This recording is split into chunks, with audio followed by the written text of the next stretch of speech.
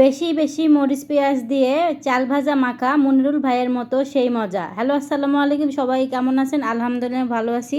আজকে চলে আসলাম আবার একটি নতুন ভিডিও নিয়ে। আর আজকে দেখতেই পাচ্ছেন আমি কি করছি। আজকে চাল ভাজা মাখবো বেশি বেশি করে পেঁয়াজ মরিচ দিয়ে। আপনারা দেখতেই পাচ্ছেন কতগুলো পেঁয়াজ মরিচ নিয়েছি। তো এটা দিয়ে খেলে নাকে চোখে পানি চলে আসবে। এই তো পেঁয়াজ মরিচ মাখিয়ে নিয়েছি। এবার চানাচুর দিয়ে দিলাম। চানাচুর দিয়ে চাল ভাজা মাখা খেতে অনেক মজা লাগে। আর চানাচুরগুলো হচ্ছে বেসনের চানাচুর, এগুলো আরও বেশি মজা। আর এগুলো লাইভ বেকারি থেকে নেওয়া।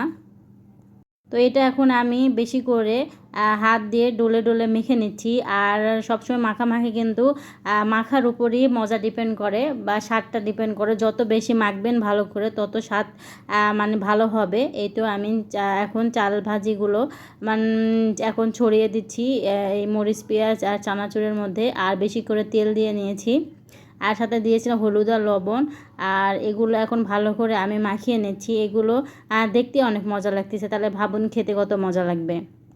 মনিরুল ভাইয়ের মতো হয়েছে সেই স্বাদ। মনিরুল ভাইয়ের গল্পটা শুনে আমার চোখে পানি চলে এসেছিলো। কার কার চোখে পানি এসেছে অবশ্যই কমেন্টে জানাবেন। আর আমার এই চাল ভাজি খেয়েও আমার চোখে নাকে পানি চলে এসেছিলো।